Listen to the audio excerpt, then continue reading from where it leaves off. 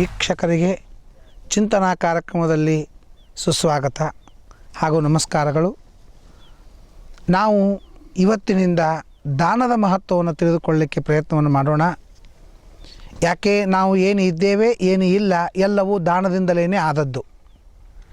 ಜನ್ಮಾಂತರದಲ್ಲಿ ನಾವು ಏನು ಮಾಡಿದ್ದೇವೆ ಅದನ್ನು ಇವತ್ತು ಉಣ್ತಾ ಇದ್ದೀವಿ. ಒಳ್ಳೆಯದು ಮಾಡಿದರೆ ಒಳ್ಳೆಯದು, ಕೆಟ್ಟದ್ದು ಮಾಡಿದರೆ ಕೆಟ್ಟದ್ದು. ಅದಕ್ಕಾಗಿ ನಾವು ಏನೇನು ದಾನ ಮಾಡಬೇಕು, ಯಾವ್ಯಾವ ನಕ್ಷತ್ರದಲ್ಲಿ ಏನೇನು ದಾನ ಮಾಡಿದರೆ ಏನೇನು ಫಲ ಸಿಗುತ್ತದೆ, ಅಥವಾ ಯಾವ್ಯಾವ ವಸ್ತುಗಳನ್ನು ದಾನ ಮಾಡಿದರೆ ಏನೇನು ಫಲ ಸಿಗುತ್ತದೆ ಅಂತರೋದನ್ನೆಲ್ಲ ನಾವು ತಿಳಿದುಕೊಳ್ಳೋಕ್ಕಿಂತ ಮೊದಲು ದಾನ ಅಂದರೆ ಏನು ಅಂತ ಮೊದಲು ತಿಳ್ಕೊಳ್ಳೋಣ. ದಾನ ಅಂದರೆ ಏನು ಅಂದರೆ ತ್ಯಾಗ, ಬಿಡೋದು ಅಂತ ಅರ್ಥ. ಹೊರಗಿಂದೊಂದು ಒಳಗಿಂದೊಂದು ಬಿಡೋದಕ್ಕೆ ದಾನ ಅಂತಂತಾರೆ. ಹೊರಗಿನಿಂದ ವಸ್ತುವನ್ನು ಬಿಡೋದು, ಒಳಗಿನಿಂದ ಅದರ ಬಗ್ಗೆ ಇರುವ ಅಭಿಮಾನವನ್ನು ಬಿಡೋದು. ಯಾವಾಗಲೂ ಏನಿರ್ತದೆ ಅಂತಂದರೆ, ಒಂದು ವಸ್ತು ನಮ್ಮ ಹತ್ರ ಬಂದರೆ ಬರೀ ವಸ್ತು ಅಷ್ಟೇ ಬಂದಿರೋಂಗಿಲ್ಲ, ಆ ವಸ್ತುವಿನ ಜೊತೆಗೆ ಅಭಿಮಾನ ಬಂದಿರ್ತದೆ. ನಾವು ಮಾರ್ಕೆಟಿಗೆ ಹೋದಾಗ 10 ರೂಪಾಯಿ ಕೊಟ್ಟು ಒಂದು ಸಾಮಾನು ತೊಗೋತೀವಿ. 10 ರೂಪಾಯಿ ಕೊಟ್ಟು ಒಂದು ಸಾಮಾನು ತಗೊಳ್ಕೊಂಡಾಗ 10 ರೂಪಾಯಿ ಕೊಟ್ಟು ಸಾಮಾನು ಯಾವಾಗ ತಗೊಳ್ಕೊಂಡೇವಿ, ಬರೀ ಆ ವಸ್ತು ಮಾತ್ರ ನನ್ನ ಕೈಯಾಗ ಬರಲಿಲ್ಲ, ಆ ವಸ್ತುವಿನ ಜೊತೆಗೆ ನಂದು ಅಂತನ್ನುವ ಅಭಿಮಾನವೂ ಬಂತು. ಹಾಗಾದ್ರೆ ಆ ವಸ್ತು ನಮ್ಮ ಹತ್ರ ಬರೋ ಮುಂದಾಗ ಅಭಿಮಾನವೂ ಬಂತು, ವಸ್ತುವೂ ಬಂತು. ಹಾಗಾದ್ರೆ ದಾನ ಮಾಡೋ ಮುಂದಾಗ ಏನು ಮಾಡಬೇಕು? ಆ ವಸ್ತುವನ್ನೂ ಕೊಡಬೇಕು, ಅಭಿಮಾನವನ್ನು ಬಿಡಬೇಕು ಅಂತನ್ನೋದಕ್ಕಾಗಿ ನಾವು ವಸ್ತುವನ್ನು ಕೊಡುವಾಗ ಏನು ಹೇಳ್ತೀವಿ? ಇದಂ ನ ಮಮ ಅಂತಂತೀವಿ. ಆ ವಸ್ತುವನ್ನು ಹೊರಗಿನಿಂದ ಎತ್ತಿ ಕೊಡ್ತೀವಿ, ಅದನ್ನು ಕೊಡೋ ಮುಂದಾಗ ಏನು ಹೇಳ್ತೀವಿ? ಇದಂ ನ ಮಮ, ಇದು ನನ್ನದಲ್ಲ ಅಂತ ಕೊಡ್ತೇವೆ. ಇವತ್ತು ಎಂಥ ಪ್ರಪಂಚ ನಡೆದದಂತಂದರೆ buy one get one free ಅಂತ ನಡೆದು, ಒಂದು ಕೊಂಡರೆ ಇನ್ನೊಂದು ಫ್ರೀಯಾಗಿ ಸಿಗುತ್ತದೆ ಅಂತ. ಹಾಗೆ ಅಂತ ಏನೋ ಒಬ್ಬನು ಅಂಗಡಿಗೆ ಹೋಗಿದ್ದಂತೆ. ಅಂಗಡಿಗೆ ಹೋದಾಗ 2 ಕಿಲೋ ಸಕ್ಕರೆ ತೊಗೊಂಡಂತ. 2 ಕಿಲೋ ಸಕ್ಕರೆ ತೊಗೊಂಡು ಆ ಅಂಗಡಿಯವನಿಗೆ ರೊಕ್ಕನೇ ಕೊಡಲಿಲ್ಲಂತೆ. ಅಂಗಡಿ ಬಂದ, ಏನು ರೀ 2 ಕಿಲೋ ಸಕ್ಕರೆ ತೊಗೊಂಡ್ರಿ, ಯಾಕೆ ನೀವು ಕೊಡಲಿಲ್ಲ? ನೀವೇನು ಬೋರ್ಡ್ ಹಾಕಿರಿ, ಶುಗರ್ ಫ್ರೀ ಅಂತ ಹಾಕಿರೋ ಇಲ್ಲೋ? ಶುಗರ್ ಫ್ರೀ ಅಂದ್ರೇನು? ಸಕ್ಕರೆ ಫುಕಟ್ ಕೊಡ್ತೀರಿ ಅಂತ ಅರ್ಥ ಆಯಿತು. ಅಂದರೆ ನಾವು ಸಾಮಾನ್ಯವಾಗಿ ತೆಗೆದುಕೊಳ್ಳೋ ಮುಂದಾಗ ಒಂದು ಫ್ರೀ ತೆಗೆದುಕೊಳ್ತೀವಿ ಅಂತ. ಹಾಗೆ ನಾವು ಸಾಮಾನವನ್ನು 10 ರೂಪಾಯಿ ಕೊಟ್ಟು ತೆಗೆದುಕೊಂಡ್ರೆ ಅದ್ರ ಜೊತೆಗೆ ಅಭಿಮಾನ ಬಂದಿರ್ತದೆ, ಅದು ಫ್ರೀಯಾಗಿ ಬಂದಿರ್ತದೆ. ಅದಕ್ಕಾಗಿ ಭಗವಂತ ಹೇಳ್ತಾನೆ, ಬೈ ಒನ್, ಈ ಜಗತ್ತಿನೊಳಗೆ ಒಂದು ವಸ್ತುವನ್ನು ನೀನು ಕೊಳ್ಳು, ಅದ್ರ ಜೊತೆಗೆ ನಾನು ಅದರ ಅಭಿಮಾನ ಏನದಲ್ಲ ಅದು ಫುಕಟ್ ಕೊಡ್ತೀನಿ ಅಂತ. ಈ by one get one free ಇದ್ದಂಗೆ ಪ್ರತಿಯೊಂದು ವಸ್ತು ನಮ್ಮ ಹತ್ರ ಬಂತು ಅಂತಂದರೆ ಅದರ ಜೊತೆಗೆ ಅಭಿಮಾನ ಬರ್ತದೆ. ಅದಕ್ಕಾಗಿ ಮೊದಲು ಅಷ್ಟು ಅಭಿಮಾನ ಇರಲಿಲ್ಲ, ಯಾಕಂದ್ರೆ ಅಷ್ಟು ಸಾಮಾನು ಇರಲಿಲ್ಲ. ಇವತ್ತು ಅಭಿಮಾನ ಜಾಸ್ತಿ, ಯಾಕಂದ್ರೆ ಸಾಮಾನು ಜಾಸ್ತಿ. ಆಗ ಒಂದು ಕೊಡ, ಬೋಗೋಣಿ, ಪಾತ್ರೆ ಎಷ್ಟಿದ್ರೆ ಮುಗಿದ್ಬಿಡ್ತು, ನಮ್ಮ ಜೀವನ ನಡೀತಿತ್ತು. ಈಗ ಹಾಗಲ್ಲ. ಪ್ರತಿಯೊಬ್ಬರಿಗೂ ಪೇಸ್ಟ್ ಬೇರೆ, ಪ್ರತಿಯೊಬ್ಬರಿಗೂ ಬ್ರಷ್ ಬೇರೆ, ಪ್ರತಿಯೊಬ್ಬರಿಗೂ ಸಾಬಣ ಬೇರೆ, ಪ್ರತಿಯೊಬ್ಬರಿಗೂ ಬಾಗಿಲು ಬೇರೆ, ಪ್ರತಿಯೊಬ್ಬರಿಗೂ ಪಲ್ಲಂಗ ಬೇರೆ, ಪ್ರತಿಯೊಬ್ಬರಿಗೂ ಎಲ್ಲನೂ ಬೇರೆ. ಅಂದರೆ ಪ್ರತಿಯೊಂದು ವಸ್ತು ಹೆಚ್ಚಾದದ್ದರಿಂದ ಎಷ್ಟೆಷ್ಟು ವಸ್ತುಗಳು ನಮ್ಮ ಮನೆಯೊಳಗೆ ಹೆಚ್ಚಾಗ್ತಾವೆ ಅಷ್ಟಷ್ಟು ಅಭಿಮಾನ ಜಾಗೃತ ಆಕೋತ ಹೋಗ್ತದೆ. ಇವತ್ತು ನಮ್ಮ ಮನೆ ಟಿ ವಿ ಬಂದಿಲ್ಲ ಅಂದರೆ ಅದ್ರ ಬಗ್ಗೆ ನಮಗೇನೋ ಅಭಿಮಾನ ಇಲ್ಲ. ಆದ್ರೆ ಒಂದು ಟಿ ವಿ ಮನೆಯಾಗ ಬಂತು ಅಂದರೆ ಅದನ್ನು ಯಾರೂ ಹೊಡಿಬಾರ್ದು, ಯಾರೂ ಮುಟ್ಟಬಾರ್ದು, ಯಾರೂ ಸಿಕ್ಕಾಪಟ್ಟಿ ನೋಡಬಾರ್ದು, ಮತ್ತೊಂದು ಮಾಡಬಾರ್ದು. ಅಂದರೆ ಅದ್ರ ಮೇಲೆ ಅಭಿಮಾನ ಜಾಸ್ತಿ ಆಗ್ತದೆ. ಹೀಗೆ ನಮ್ಮ ವಸ್ತುಗಳನ್ನು ಪಡೆದಾಗ ಅದ್ರ ಜೊತೆಗೆ ನಾವು ಅಭಿಮಾನ ಪಡೆದಿರ್ತೇವೆ. ನಾವು ಅದನ್ನು ದಾನ ಮಾಡಬೇಕಾದ್ರೆ ಅದನ್ನು ನಾವು ಕೊಡಬೇಕು ಅಂತ ಅಂಥೇಳಿ ಪ್ರಾಯ ನಮ್ಮಲ್ಲಿ ದಾನದ ಸಂಪ್ರದಾಯನೇ ಬೇರೆ ಬಂದುಬಿಟ್ಟது. ನಾವು ದಾನ ಅಂದರೆ ಏನಂತ ತಿಳ್ಕೊಂಡಿವಿ? ಕರ್ತವ್ಯ, ಏನೋ ಹೇಳಾರಪ್ಪ ನಾವು ದಾನ ಮಾಡಬೇಕು ಅಂತ ಹಿಂಗೆ ತಿಳ್ಕೊಂಡಿವಿ ಹೊರತು ಆ ದಾನ ಇನ್ನೊಬ್ಬರಿಗೆ ಉಪಯೋಗ ಬೀಳಬೇಕು ಅಂತ ಅನ್ನೋದು ನಮ್ಮ ತಲೆಯೊಳಗೆ ಬರೋಂಗಿಲ್ಲ. ನಾವು ದಾನ ಮಾಡೋದ್ರಿಂದ ಪುಣ್ಯ ಬರೋಂಗಿಲ್ಲ. ಆ ದಾನದ ಉಪಯೋಗ ಯಾವಾಗ ಸ್ಟಾರ್ಟ್ ಆಗ್ತದೋ ಆವಾಗ ನಮ್ಮ ಪುಣ್ಯದ ಮೀಟ್ರ್ ಚಾಲೂ ಆಗ್ತದೆ. ಒಂದು ಗೋವನ್ನು ಆ ಬ್ರಾಹ್ಮಣನಿಗೆ ಕೊಟ್ಟರೆ ದಾನದ ಪುಣ್ಯ ಬರೋಂಗಿಲ್ಲ. ಆ ಆಕಳನ್ನು ಮನೆಗೆ ತೆಗೆದುಕೊಂಡು ಹೋಗಿ ಹಾಲು ಹಿಂಡಿ ಆ ಆಕಳನ್ನು ಉಪಯೋಗಿಸ್ಕೊಂಡ ಅಂತಂದರೆ ಆಗ ಅವನಿಗೆ ಕೊಟ್ಟವನಿಗೆ ಪುಣ್ಯ ಸ್ಟಾರ್ಟ್ ಆಗ್ತದೆ. ಅದಕ್ಕಾಗಿ ಉಪಯುಕ್ತವಾದದ್ದನ್ನು ಕೊಡಬೇಕು ಅಂತ. ಈಗ ಎಷ್ಟೋ ಅಂಗಡಿಯೊಳಗೆ 2 ಅಡಿಕೆ ಸಿಗ್ತಾವೆ. ಒಂದು ಕಿಲೋಕ್ಕೆ 150, 120 ಏರ್ತಾವೆ. ಇನ್ನೊಂದು 60, 70, 50 ಏರ್ತಾವೆ. ಯಾಕಂತಂದ್ರೆ ಈ 50, 60 ಏನು ಅಡಿಕೆ ಏರ್ತಾವೆ 1 ಕಿಲೋಕ್ಕೆ, ಅದು ಖಾನೇಕ ಸುಪಾರಿ ಅಂತ. ಆದರೆ ಒಂದು 100, 150 ಏನು ಇರ್ತಾವೆ ಅದು ಪೂಜಾಕ್ಕೆ ಸುಪಾರಿ ಅಂತಂತಾರೆ. ಅಂದ್ರೆ ಪೂಜಾ ಮಾಡಲಿಕ್ಕೆ ಅಡಿಕೆ ಅಂತ ಇರ್ತವೆ. ಒಳಗೆಲ್ಲ ಹುಳ ಹತ್ತಿ ಅದನ್ನು ಎಲ್ಲ ನಾಶ ಮಾಡಿ ಅದನ್ನು ಅಗದಿ ಏನೂ ವಜನ್ ಇಲ್ಲಾರ್ದಂಥ ಅಡಿಕೆ ಮಾಡಿಟ್ಟಿರ್ತವೆ. ಅಂತೇಳಿ ನಮ್ಮ ಕಡೆ ಮುಂಬೈ ಗಿಂಬೈ ಕಡೆ ಎಲ್ಲ ನೋಡಿದರೆ ಅವರು ಸುಪಾರಿ ದೇವ್ ಅಂತ ಅಂದ್ಕೊಂಡು ಪೂಜಾಕ ಖಾನೇಕ ಅಂತ ಕೇಳ್ತಾರೆ. ಅಂದ್ರೆ ಪೂಜೆ ಮಾಡ್ಲಿಕ್ಕೆ ಬೇಕಾ ತಿನ್ಲಿಕ್ಕೆ ಬೇಕಂತ ಹಿಂಗಾಗಿಬಿಟ್ಟದೆ. ಒಬ್ಬರು ಯಾವುದೋ ಮಾರ್ಕೆಟ್ನೊಳಗೆ ದಶಹರ ಬಂದಿತ್ತು. ದಶಹರ ಬಂದಾಗ ನಾನು ಮಾರ್ಕೆಟ್ಗೆ ಹೋಗಿದ್ದೆ. ಅದರೊಳಗೆ ಒಂದು 40-50 ರೂಪಾಯಿಗೆ ಮಾವಿನ ಹಣ್ಣು ಒಂದು ಡಜನು, 40 ರೂಪಾಯಿಗೆ 50 ರೂಪಾಯಿ ಡಜನು. ಅದನ್ನೊಂದು 10-12 ಡಜನ್ ತೊಗೊಂಡ್ರು. 150-250 ರೂಪಾಯಿಗೆ ಒಂದು ಡಜನ್ ಮಾವಿನ ಹಣ್ಣು. ಅದನ್ನು ಒಂದೇ ಡಜನ್ ತೊಗೊಂಡ್ರು. ಏನು ರೀ ಹಿಂಗ್ಯಾಕೆ ಅಂತ ಕೇಳಿದೆ. ಅಂದ್ರೆ ಈ 150 ರೂಪಾಯಿ ಡಜನ್ ಏನದ ಇದು ಶೇಖರಣೆ ಮಾಡಲಿಕ್ಕೆ, 40-50 ರೂಪಾಯಿದು ಏನು ಡಜನ್ ಅದ ದಾನ ಮಾಡಲಿಕ್ಕೆ ಅಂತ. ಅಂದ್ರೆ ದಾನ ಮಾಡಲಿಕ್ಕೆ ಯಾವಾಗಲೂ ಲೋ ಕ್ವಾಲಿಟಿ ಅಂತ ಇರಬೇಕು ಅಂತ ನಾವು ತಲೆಯೊಳಗೆ ಇಟ್ಕೊಂಡೀವಿ.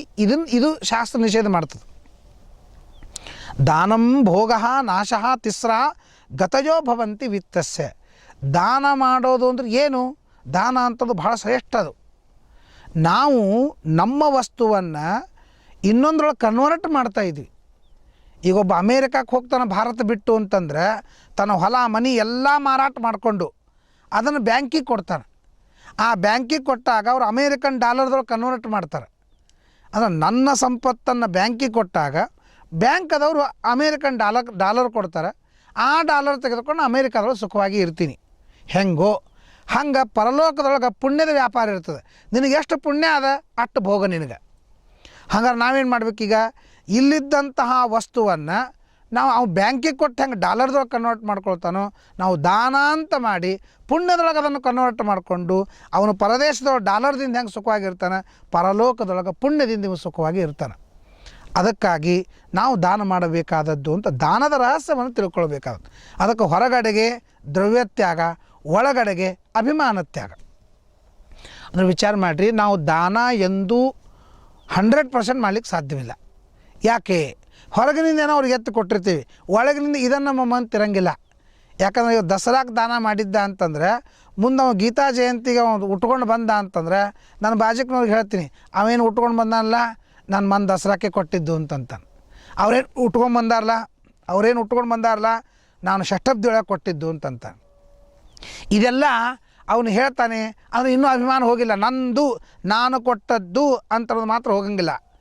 ನನ್ನ ಕೈಯಿಂದ ಅದು ವಸ್ತು ಹೋಗ್ತದೆ, ಬಟ್ ಅದು ನಂದು ಅಂತ ಅಭಿಮಾನ ಹೋಗಂಗಿಲ್ಲ. ಹೀಗಾಗಿ ಸಾಮಾನ್ಯವಾಗಿ ನಾವು ಎಂಥ ದಾನ ಮಾಡಿದರೂ ಕೂಡ 60-70% ಪುಣ್ಯದ್ದೇ ಮಾಡ್ತೇವೆ ಹೊರತು 100% ಪುಣ್ಯ ಬರುವಂಥ ದಾನ ಮಾಡೋಂಗಿಲ್ಲ. ಯಾಕಂದರೆ ಅದು ಎರಡು ಕೂಡ ಹೆಂಗೆ H2O = ವಾಟರ್ ಅಂತ ಹೆಂಗೆ ಅಂತೀರಿ, ಹಂಗೆ ಒಳಗಿನಿಂದ ಅಭಿಮಾನ ತ್ಯಾಗ, ಹೊರಗಿನಿಂದ ದ್ರವ್ಯ ತ್ಯಾಗ = ದಾನ. ಅವು ಎರಡೂ ಸೇರಿದಾಗ ದಾನವಾಗ್ತದೆ ಹೊರತು ಅವು ಎರಡೂ ಸೇರದೇ ಇದ್ದಾಗ ದಾನವಾಗುವುದಿಲ್ಲ ಅಂತಲಿಕ್ಕೆ ನಮಗೆ ಇದನ್ನಮ್ಮಮ್ಮ ಅಂತ ಕಲಿಸ್ತಾರೆ. ದಾನವನ್ನು ಮಾಡೋದು ಅಂತ ಇನ್ನೊಂದು ಅರ್ಥ ಏನು ಅಂದರೆ ನಮ್ಮ ಟೆನ್ಷನನ್ನು ಇನ್ನೊಬ್ಬರಿಗೆ ಟ್ರಾನ್ಸ್ಫರ್ ಮಾಡೋದು ಅಂತ ಅರ್ಥ. ಈಗ ನನ್ನ ಹತ್ರ ಬೆಳ್ಳಿ ವಾಟಗದ, ಬೆಳ್ಳಿ ತಂಬಿಗದ. ಆ ಬೆಳ್ಳಿ ತಂಬಿಗೆ ನನ್ನ ಹತ್ರ ಇರೋ ತನಕ ನನಗೆ ಟೆನ್ಷನ್ ಇರ್ತದೆ. ಯಾರು ಕಳ್ಳತನ ಮಾಡ್ಕೊಂಡು ಹೋದ್ರೆ ಹೆಂಗೆ, ಇದನ್ನು ಎಲ್ಲಿ ಇಡಲಿ, ಇದನ್ನು ಏನು ಮಾಡಲಿ ಅಂತ. ಅದನ್ನು ಒಬ್ರಿಗೆ ಬ್ರಾಹ್ಮಣಿಗೆ ದಾನ ಮಾಡಿಬಿಟ್ಟ ಅಂತಂದ್ರೆ ಆ ಎಲ್ಲ ಟೆನ್ಷನ್ ಅವನಿಗೆ ಸ್ಟಾರ್ಟ್ ಆಗ್ತದೆ. ಅಂದ್ರೆ ನಾ ಎಲ್ಲಿ ಬೆಳ್ಳಿ ತಮ್ಗೆ ಇಡಲಿ, ನಾ ಏನು ಮಾಡಲಿ. ಇವ ದಾನ ಮಾಡ್ದವ ಸಂತೋಷದಿಂದ ಆರಾಮಾಗಿ ಟೆನ್ಷನ್ ಫ್ರೀ ಆಗಿರ್ತಾನೆ. ಅವ ಯಾವ ದಾನ ತೊಗೊಂಡಿರ್ತಾನೆ ಅವನಿಗೆ ಟೆನ್ಷನ್ ಸ್ಟಾರ್ಟ್ ಆಗ್ತದೆ. ಹಾಗಾದ್ರೆ ದಾನ ಮಾಡೋದು ಅಂದ್ರೆ ಏನು ಅರ್ಥ? ಟೆನ್ಷನನ್ನು ಇನ್ನೊಬ್ಬರಿಗೆ ಟ್ರಾನ್ಸ್ಫರ್ ಮಾಡೋದು ಅಂತ ಅರ್ಥ. ಈ ಅರ್ಥದೊಳಗೆ ನಾವು ಸುಖವಾಗಿ ಯಾವ ಟೆನ್ಷನ್ ಇಲ್ಲಾರ್ದೇನೆ ದಾನ ಮಾಡಬೇಕು. ಇವತ್ತು ಈ ಮದುವೆ ಮಾಡೋ ಪ್ರಸಂಗದೊಳಗೆ ಹೆಂಗೆ ಬಂದದಂತಂದ್ರೆ ಮೊದಲೆಲ್ಲ ಕಲ್ಯಾಣ ಮಂಟಪದೊಳಗೇನೆ ಎಲ್ಲರಿಗೆ ಏನೇನು ಕೊಟ್ಟು ಬಿಡ್ತಿದ್ರು. ಈಗ ಹಂಗಲ್ಲ.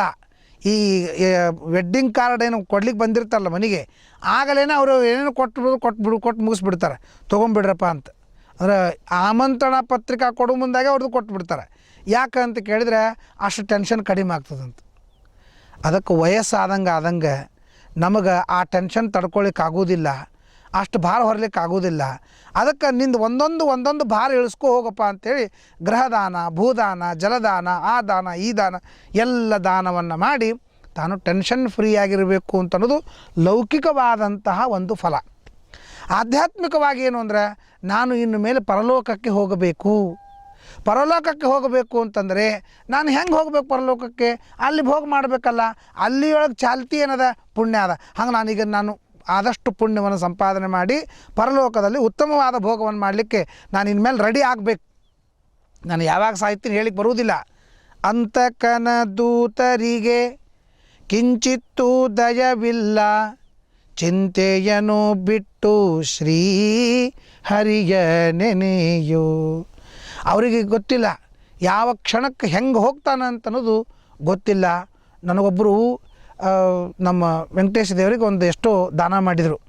ಇಡೀ ನವರಾತ್ರಿಯೊಳಗೆ ಸುಮಾರು ದಿನ 1,000-1,500 ಜನರಿಗೆ ಪ್ರಸಾದ ಹಂಚಲಿಕ್ಕೆ ಬುಂದೆ ದಾನ ಅದು ಇದು ಮಾಡಿದರು, ಮುತ್ತಿನ ಸರ ದಾನ ಮಾಡಿದರು, ಎಲ್ಲ ದಾನ ಮಾಡಿದರು. ಸುಮಾರು 1 ಲಕ್ಷ 1.5 ಲಕ್ಷ ರೂಪಾಯಿ ತನಕನೂ ಅವ್ರು ದಾನ ಮಾಡಿ, ಲಿಟ್ರಲಿ ಹೇಳ್ತೀನಿ, ಅವರೊಂದು ಮಾತು ಹೇಳಿದರು ಫೋನ್ದೊಳಗೆ, ಏನೂ ರೋಗ ಇಲ್ಲ ರುಜಿನಿಲ್ಲ ಏನೂ ಇಲ್ಲ. ಅವರೊಂದು ಮಾತು ಹೇಳಿದರು, ನೋಡಿರಿ ಅಂತಕನ ದೂತರಿಗೆ ಕಿಂಚಿತ್ತು ದಯವಿಲ್ಲ ಅಂತ ನಾವು ದಾಸರ ಪದ ಕೇಳ್ತೀವಿ, ಅದಕ್ಕೇನು ಅರ್ಥ ಇಲ್ಲೇನು ಅಂತ ಕೇಳಿದ್ರು. ಯಾವಾಗ ನಮ್ಮನ್ನು ಕರ್ಕೊಂಡು ಹೋಗ್ತಾರೆ, ಯಾವಾಗ ನಮ್ಮನ್ನು ಇಡ್ತಾರೆ ಏನು ಹೇಳಿಕ್ಕಾಗೋದಿಲ್ಲ, ಕೈಯೊಳಗೆ ಅದ ಅಂತಂದ್ಮೇಲೆ ದಾನ ಮಾಡಿಬಿಡಬೇಕು, ಮತ್ತು ನಮ್ಮ ಕೈಯಾಗಿದ್ದಾಗ ಯಾರು ಕಸ್ಕೊಂಡು ಹೋಗ್ತಾರೆ ಗೊತ್ತಿಲ್ಲ ಅಂತ ಆ ವ್ಯಕ್ತಿ ಹೇಳಿ ಮಲ್ಕೊಂಡಾನ. ಬೆಳಿಗ್ಗೆ ಇಳಿದ್ರೊಳಗೆ ಅವನು ಇಲ್ಲೇ ಇಲ್ಲ, ಅವನಿಗೆ ಗೊತ್ತಿಲ್ಲ ನಾನು ಸಾಯ್ತೀನಿ ಅಂತ ಅನ್ನೋದು. ತಾತ್ಪರ್ಯ ಏನು ಅಂತಂದರೆ ಅಂತಕನ ದೂತರಿಗೆ ಕಿಂಚಿತ್ತು ದಯವಿಲ್ಲ ಅಂತ. ಇನ್ನು ನಾನು ಪರಲೋಕಕ್ಕೆ ಹೋಗಬೇಕಾಗ್ಯದ ಅಂತಂದಮೇಲೆ ನಾನು ಆ ಪುಣ್ಯದೊಳಗೆ ಕನ್ವರ್ಟ್ ಆಗುವಂಗೆ ಮಾಡಬೇಕು ಅಂತನ್ನುವ ಒಂದು ಯೋಜನೆಯೇ ಒಂದು ದಾನ ಅಂತ ಕರಿತೇವೆ. ಅದಕ್ಕಾಗಿ ವಯಸ್ಸಾದ ಮೇಲೆ ಟೆನ್ಷನ್ ಮಾಡ್ಕೊಳ್ಳಿಕ್ಕೆ ಸಾಧ್ಯವಿಲ್ಲ, ತಡ್ಕೊಳ್ಳಿಕ್ಕೆ ಆಗೋದಿಲ್ಲ, ಟೆನ್ಷನ್ ಫ್ರೀ ಆಗಬೇಕು ಅಂತನ್ನೋದು ಐಹಿಕವಾದಂಥ ಫಲ ದಾನಕ್ಕೆ ಇದ್ದರೆ, ಆಧ್ಯಾತ್ಮಿಕವಾಗಿ ಪರಲೋಕಕ್ಕೆ ಹೋದಾಗ ಪುಣ್ಯದ ಚಾಲ್ತಿಯೊಳಗೇ ಭೋಗ ಇರ್ತದೆ. ಆದ್ದರಿಂದ ಆ ಭೋಗವನ್ನು ಮಾಡಲಿಕ್ಕಾಗಿ ಬೇಕಾದ ಪುಣ್ಯವನ್ನು ಸಂಪಾದನೆ ಮಾಡಲಿಕ್ಕಾಗಿ ಮಾಡಬೇಕಾದದ್ದು ಎರಡನೇದ್ದು.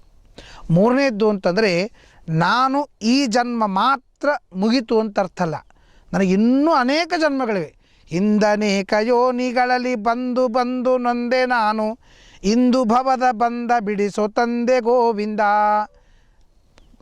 ಹೇಳ್ತಾರೆ ನಿಲಯಾದಿಕೇಶವರು.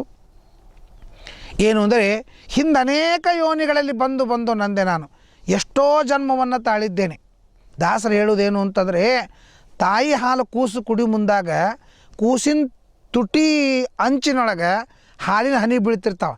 ಅದು ತಾಯಿ ಹಾಲು ಕುಡಿತಿರ್ತದೆ, ತುಟಿಯ ಅಂಚಿನಿಂದ ಒಂದೊಂದು ಹನಿ ಬೀಳ್ತಿರ್ತದೆ. ನಾನು ಎಷ್ಟು ಜನ್ಮ ತಾಳಿದ್ದೇನೆ ಅಂತಂದರೆ ಆ ಹನಿಗಳೇ ಇವತ್ತೊಂದು ಸಾಗರ ಆಗುವಷ್ಟು ನಾನು ಜನ್ಮವನ್ನು ತಾಳಿದ್ದೇನೆ ಅಂತ ಹೇಳ್ತಾರೆ. ಅಷ್ಟು ಜನ್ಮವನ್ನು ತಾಳಿದ್ದೇವೆ, ಇನ್ನೂ ಅಷ್ಟು ಜನ್ಮವನ್ನು ತಾಳುವವರಿದ್ದೇವೆ.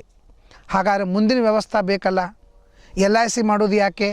ನಮ್ಮ ಮುಂದಿನ ಫ್ಯೂಚರ್ದೊಳಗೆ ಸುಖವಾಗಿರಬೇಕು ಅಂತ ಅನ್ನೋದಕ್ಕಾಗಿ. ಅದು ಈಗ ವಯಸ್ಸಾಯಿತು, ನಾನು ಜನ್ಮವನ್ನು ಬಿಡ್ತೇನೆ, ಹಾಗಾದರೆ ಇನ್ನೊಂದು ಜನ್ಮದಲ್ಲಿ ನಾನು ಮನೆ ಮಠ ಮಕ್ಕಳು ಸಂಸಾರ ಕುಟುಂಬ ಆರೋಗ್ಯ ಎಲ್ಲರೂ ಸುಖವಾಗಿರಬೇಕಾಗಿತ್ತು ಅಂತಂದರೆ ನಾನು ಈ ದ್ರವ್ಯಗಳನ್ನು ಇನ್ನೊಬ್ಬರಿಗೆ ಕೊಟ್ಟು ಯಾರು ಯಾವ ಯಾವ ಆಪತ್ತಿನಲ್ಲಿ ಇದ್ದಾರೋ ಆ ಎಲ್ಲ ಆಪತ್ತನ್ನು ಪರಿಹಾರ ಮಾಡಿ ಅವರನ್ನು ನಾವು ಸುಖವಾಗಿ ಇಟ್ಟರೆ ಅದರ ಪುಣ್ಯದಿಂದ ನಮಗೆ ಮುಂದಿನ ಜನ್ಮದಾಗ ಆ ಯಾವ ಆಪತ್ತುಗಳು ಬರೋದಿಲ್ಲ. ಅಕಸ್ಮಾತ್ತಾಗಿ ಆಪತ್ತುಗಳು ಬಂದರೆ ಇದರ ಪುಣ್ಯದ ಪ್ರಭಾವದಿಂದ ಆಪತ್ತು ಪರಿಹಾರವಾಗ್ತದೆ ಅಂತ ಅನ್ನೋದಕ್ಕಾಗಿ ನಾವು ದಾನವನ್ನು ಮಾಡಬೇಕು ಅಂತನ್ನೋ ವಿಚಾರವನ್ನು ತಿಳಿದುಕೊಳ್ಳೋಣ. ಹಾಗಾದರೆ ಯಾವ್ಯಾವ ನಕ್ಷತ್ರದಲ್ಲಿ ಯಾವ್ಯಾವ ದಿವಸದಲ್ಲಿ ಏನೇನು ದಾನ ಮಾಡಿದರೆ ಎಂತೆಂಥ ಪುಣ್ಯವನ್ನು ಪಡಿಬಹುದು, ಅಥವಾ ಏನೇನು ದಾನ ಮಾಡಿದರೆ ಜನ್ಮಾಂತರವಾಗಿ ಏನೇನು ಆಗ್ತದೆ ಅಂತನ್ನೋ ವಿಚಾರವನ್ನು ನಾವು ಮುಂದಿನ ಚಿಂತನಾ ಭಾಗದಲ್ಲಿ ತಿಳಿದುಕೊಳ್ಳೋಣ. ನಮಸ್ಕಾರ.